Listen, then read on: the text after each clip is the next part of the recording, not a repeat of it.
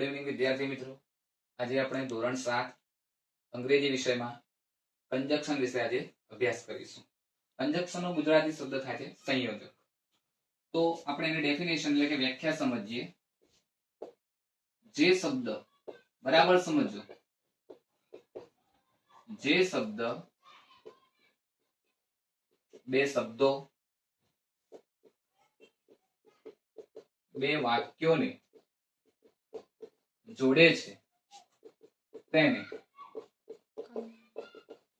સંયોજક કહે છે. બરાબર સમજો વિદ્યાર્થીઓ. જે શબ્દ બે શબ્દો અથવા બે વાક્યોને જોડે છે તેને સંયોજક કહે છે. ઇંગ્લિશમાં તેને કંજક્શન કહેવાય છે.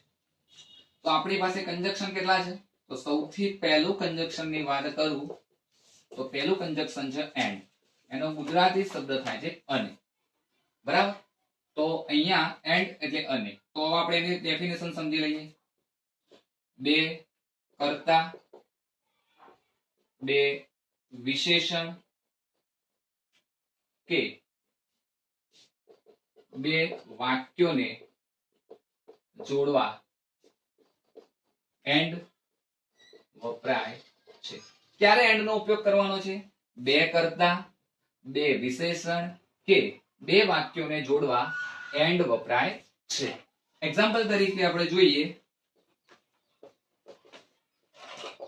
સપોઝ એક એક્ઝામ્પલ લઈએ.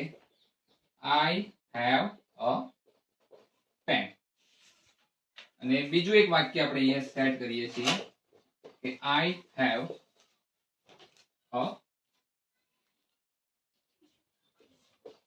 book. Right? I have a pen, I have a book. હવે અહીંયા બે શબ્દ કયા છે? એક પેન અને એક બીજો શબ્દ કયો છે? book છે.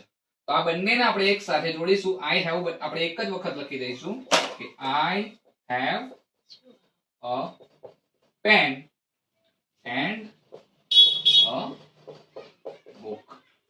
I have a pen and a book.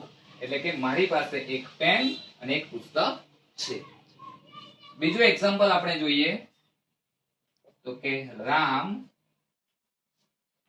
And Shyam.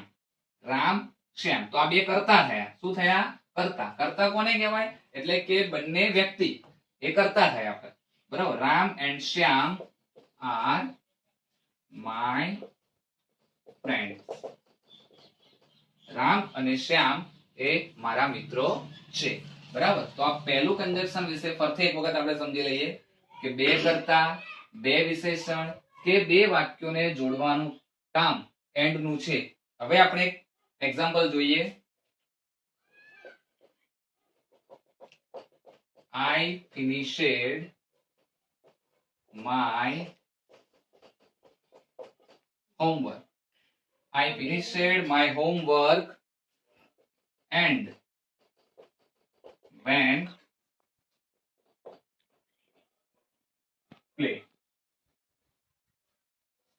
I finished my homework and went play. મેં મારું ગૃહ કાર્ય પૂરું કર્યું અને રમવા ગયો.